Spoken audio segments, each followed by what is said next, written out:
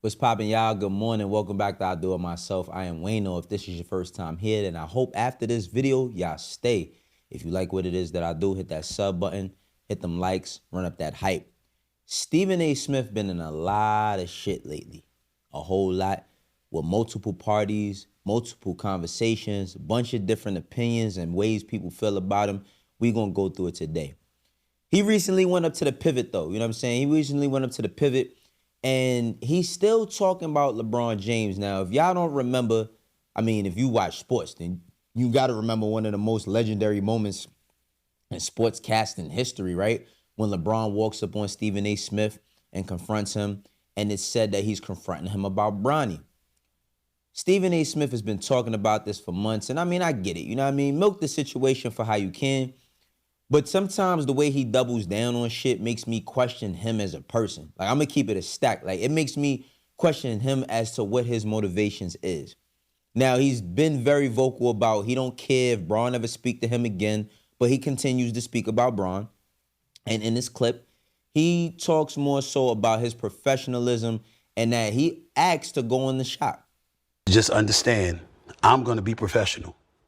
And I'm never going to violate my professional ethics. I'm not going to impugn my name, that of ESPN and Walt Disney, SiriusXM, or anybody else. But in the same breath, there's nothing wrong with telling the truth. I don't like his ass. And he don't like me. And I'm good with it. How hard do you think it'll be for people to be able to see it in that light when you are the normal Stephen A. as you are analyzing the game, talking about the game, talking about what surrounds NBA basketball? How do you expect people to receive when you do say something negatively about him, though? Honestly speaking, I apologize for saying this.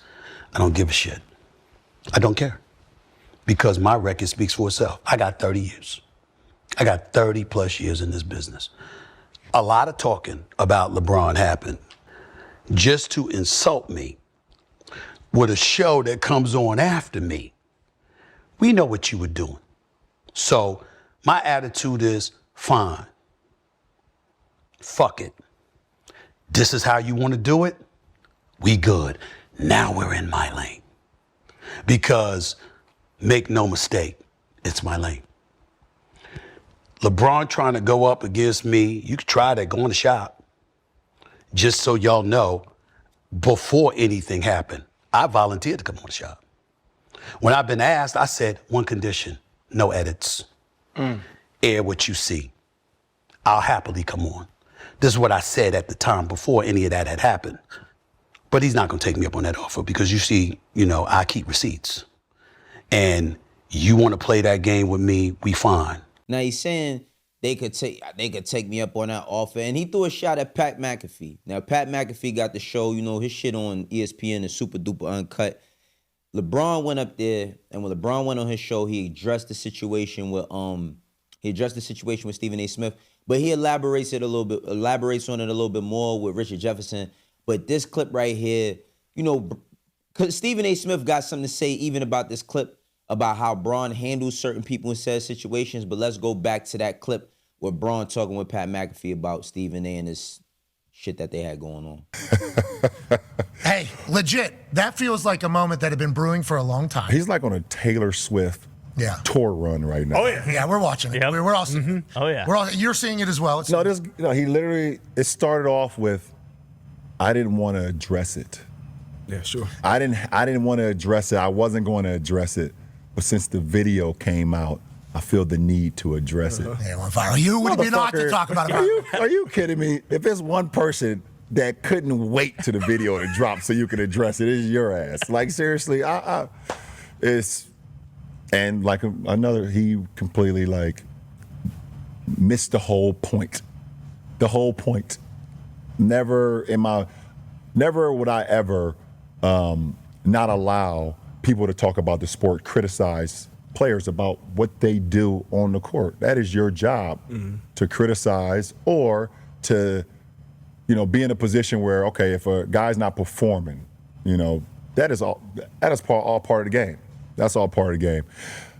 But when you take it and you get personal with it, it's my job to not only protect my damn household, but protect the players, and I think And I think a lot of the media, including him, and I know he's gonna be happy as hell. He's gonna be smiling from ear to ear when he hears me talking about him again.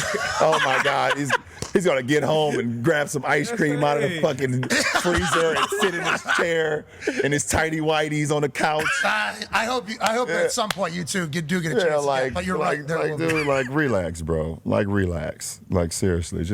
And the point that he made when he was talking about shit being personal is this. Stephen A. Smith was on ESPN, you know what I mean, on First Take. He was up there talking with Doggy and Molly and all them, and he was saying, Bron, please. And listen, we all understand things being performative, right? Like, we all understand the fact that he has to entertain. But he's saying, stop doing all of this. Like, you the one that said this about your son. You the one. And two things could be true in that sense, but let's keep it 1,000, right? Let's keep it 1,000. Bronny gets the scrutiny he gets because he's LeBron James' son. There's nothing that Bron could do about that. There's nothing that Stephen A. could do about that but talk about it. Bron said it bothered him once Bronny started to get older that he named him LeBron James Jr. because of him putting that pressure on his son. Now, the whole premise of him talking about what he said regarding Stephen A. Smith was not just Bronny. The thing with Stephen A. Smith is he said, I'm pleading with you as a father.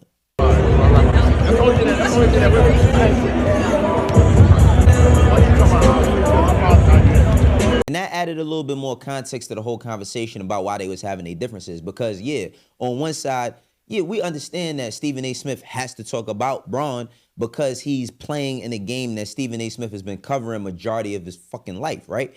But on the same side, it's like, yo, bro, when you start saying stuff about, yo, you as a father, and then you make it very known that you don't fuck with him like that. Like, that's the thing. You make it very extremely known that you don't rock with Bron at all, because who could forget about this clip right here? You see, I don't run and hide. If I'm wrong, I'll say I'm wrong. If I'm right, I'm right. I was never shitting on Bronny James. I wouldn't do that to the James family. I was talking about one person and one person only. We may never speak in life again. I'm fine with it. I get paid to talk about folks, not to them. I cover the league. You play, I watch, dissect, analyze, and broadcast. We ain't gotta communicate. We damn sure don't have to say hello to each other. We don't have to do none of that. We don't get along. And there's a multitude of reasons why. I've alluded to some of them, but we know what the biggest reason is. I ain't Shannon Sharp. It ain't GOAT status this way. Now, listen, Bron, let's just keep it all the way funky, yo. Bron know damn well that he ain't no motherfucking Michael Jordan. We all know that. And in the same breath, we also have to speak on the fact that as much as I love Michael Jordan, that Bron has accomplished a lot of things that Michael Jordan hasn't. Now, Michael Jordan is my favorite player. But if you think that LeBron's problem with you is the fact that you don't consider him better than Michael Jordan, then you sadly mistaken, because once you start saying shit about, yo, as a father, I'm pleading with you, bro. Imagine what you're saying. I'm not shitting on your son. I think you got a great family and all of that. But you as a father, I'm pleading with you to stop this because you got your son playing on the team with you and all of that. Now, Stephen A. Smith is out of pocket in a lot of different ways, because then he had this to say. I've done. And so, you know, what you see is a different culture. And that's a conversation we never get into it really about in professional sports, but primarily the NBA, where you got cats and they go at NBA players and stuff like that. Like, you know, you bring up LeBron. You ever see LeBron go at a white boy? It's called what it is. You ever see him do that? You saw him come at me. Closest you ever came to seeing him do something like that was when he called out Brian Windhorst. What you calling out Brian Windhorst for? The man covered you since junior high school and has praised you repeatedly. And you used the Pat McAfee situation to go at him. You understand? And that's the only time you ever seen LeBron James, you know, really go at somebody white. I'm gonna call it what it is. You know, so we understand each other. You know, I understand a lot more. And I'll tell you, I'll divulge to my boy and his boy right here, you know, when I did my monologue for 17 and a half, 18 minutes, the day after he decided to go on Pat McAfee's show, all right? And so, Oh yes, the white card. Now, oh yes, nigga pulled that white ace out of his pocket like it was nothing. Now, with him addressing Brian Windhorst, the thing he said about Brian Windhorst is like, he be acting like he my best friend.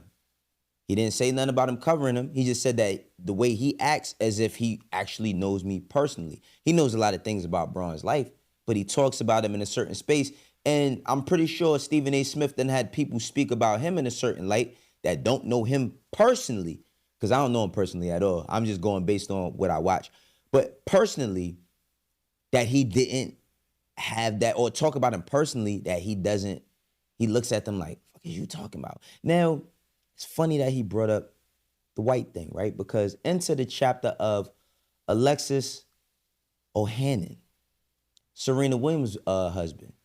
Now, Stephen A. Smith has some choice words for Alexis Ohanian and the situation regarding the Super Bowl that I think most men is gonna agree with. Here's what I say, the Serena moment for me. Yeah. Oh my goodness. I'm just like, I want to. Serena, like, let's just give her. Well, you can say give her a props, but Shannon brought it up, so I'm going there. I'm going to be like, if I'm your husband, I'm like, why are you up there dancing or something? I wanted my lick back. You know, trolling your ex. And don't you mess up either, because I get my lick back on you too. I bet it like that. But the Compton connection is the Compton. Yeah, RC, that's what I was just going to say. The Compton connection. She's from Compton. No, we know. Like we know that. Even if RC, you and I both know. Even if she's not from Compton, everybody knows her and Drake were together at one point in time. Right, and it seemed like everybody wanted to get their lick back on Drake. RC's, what Stephen A. is saying, if he was in that situation and now he's married, he's not allowing none of that's happening. Hold on, no. That's what he said. If I'm married and my wife is going to join trolling her ex, go back to his ass. Because clearly you don't belong with me. What you worried about him for and you with me? Now, I don't feel like any man is gonna disagree with that, right? Like, yeah, Alexis has been extremely vocal by every single time something happened with Drake. It's like, damn, bro, like, why is you so invested? That's your girl ex. You know what I mean? Well, that's your wife's ex. Why are you sitting there talking about them? So I'm not mad at what Stephen A. said. But a lot of times when these situations come about, it comes off like this. Yes, sir, Dean Kane, sir. Yes, sir, Dean Kane, sir, because you straighten right up. And we see that pattern amongst a lot of people. The energy is with certain people, but that energy is not like that for others, right? The energy is like that for certain people, but it's not like that for others. But here's what Stephen A. had to say addressing that situation after the fact. Glad that it didn't escalate or anything like that. He is her husband. He loves her dearly. They have 2 wonderful children together. And I have absolutely no issue with him whatsoever wanting to address that situation with me because that's her husband. And I certainly meant no disrespect towards him at all. I was just saying that men, knowing us as men, you know, if we're married and our wife is showing energy towards anybody else, even in a negative way, we're asking ourselves, if you're happy, why show that energy? You know, that's it. But that's all it was. But I wasn't going to get into it on national television. I'm a professional. Now, if it had escalated and he wanted to get into it more, we'd kept the cameras rolling. I'd have said fine. But he was sitting there saying, you wasn't married, right? So, you know, you give him marital advice. That's how he framed it. And he says, I give advice about building companies because that's what I do, essentially implying that I'm not married, so who am I to say something like that? I'm saying, paraphrasing. I think that's a fair comment on his part. I don't have to agree with it, but I took no offense to it. And I don't agree there, Stephen A. Smith. Because, yeah, you be on your yes, sir, Dean Kane, sir shit, specifically in this situation. Now, of course, it's not going to escalate. How could it escalate? You are remote, right? But to say that we was going to keep the cameras rolling and if we would have went there, then fine. When you saying, oh, Bron would have swung. Why in the world would Bron have ever swung on you in his life? You think that, like, in no universe, if you go through the entire multiverse, is Stephen A. Smith confronting LeBron and LeBron swinging on Stephen A. Smith. LeBron ain't swung on nobody in the league. Why the hell would he swing on you, right? But if y'all didn't hear the clip of Stephen A. Smith and how cordial he was with Alexis, you know what I mean? Let's listen to it. Well, also, too, Stephen A. Smith, I think you had some marriage advice for me. Is that right? Or Well, you know what? Listen, I didn't. People, headlines are headlines. We can get into that another time. But I was hoping you were going to be here. I'm not. Oh no, I am not qualified. Married? Right. Oh no, not me. Well, I ain't qualified, my brother. I'm not qualified. I was going to ask because you hadn't been married before, right? I am married. No, see. Okay. Yeah, because I give advice to plenty of founders who want to build billion-dollar companies, and the reason I do that is because I build billion-dollar companies. Yeah. So I generally try to stay in my lane as advice Then department. we'll talk marriage advice later. I'm going 13 years strong. We got Deal. you. Alexis, thank you so much. Athlos NYC 2-night event in New York. Incredible. Can't wait to watch. I'm looking for a Tiffany's crown. Appreciate you, Alexis. Appreciate it. Now, if you're not qualified specifically for that, then what makes you qualified to criticize an NBA player who has his son on a team with him? You don't have that experience either. Now, I do agree that the fact that Stephen A. Smith covers the NBA. But when you're telling him, well, I'm not qualified because I'm not married, but you see that? Yes, sir, Dean Cain, sir. Right. Like, you see that happening? You very cordial, very respectful in that right. But when it comes to LeBron, it's different. So you can't call LeBron out for how he deals with the white man, but then you deal with the white man the whole same way that you saying he deal with him. Well, he calls him out, but you ain't never see him get on a white boy. Well, why ain't you get on him to say, yo, bro, what you talking about? Yeah, I said what I said. That's just that. Now, we're not looking for people to be tough, but I feel like Stephen A. Smith as a commentator is great. I'm not taking none of that away from him. I just feel like for the conversations that he has, he backs himself into a corner without knowing, and then he's just explaining about how he's swinging out. He's not actually swinging out of the corner. You know what I'm saying? He's just explaining how he's swinging out. But that's not the only smoke that's been had for Stephen A. Smith recently. He spoke about Jasmine Crockett, and that's what's been getting the most scrutiny online. Him speaking about her and how she handles the president and how she talks and how she handles herself. Let's listen to it. Tell you what gets me annoyed. And I hope Jasmine Crockett is listening to this. By the way, she's welcome on the show. When you go on national television and you call in the president of the United States out of his name, and you're being all disrespectful, as a representative in this country, do you believe the citizens of Texas sent you there to do that? They don't like him either. I'm talking about those who voted for her in all likelihood. But because he is who he is and he is in that position, they expect you to go to Capitol Hill and figure out a way to maneuver yourself through that terrain to work in a fashion that's going to facilitate getting things done on behalf of your constituents. That's your job. That's your job. Excuse my language on Sirius XM, but it ain't your job to say he ain't shit. He ain't worth a damn. That's not your job. Anybody can do that. You're supposed to be figuring out a way to get things done. Here we go again. Yes, sir, Dean Cain, sir. See, the problem that I have with this is we always talk about representation and what that means on every level, right? Especially being black. Y'all know how much it means for representation with us. So Jasmine, she's the person that she is when she steps in whatever room she's at.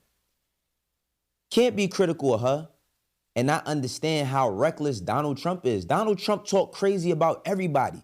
The shit that come out of his mouth, you can't even still to this day believe that he's on his second term as the president. And it's a lot of stuff that he's done and a lot of things that have been passed that is superseding all the bullshit that niggas was running around talking about he fed the hood. The hood was getting money when he was in office. But all the reckless things that he said about all types of people, and even the stuff that y'all seeing happen in real time with ICE, all of that shit, right? Now, the Native Land podcast, right?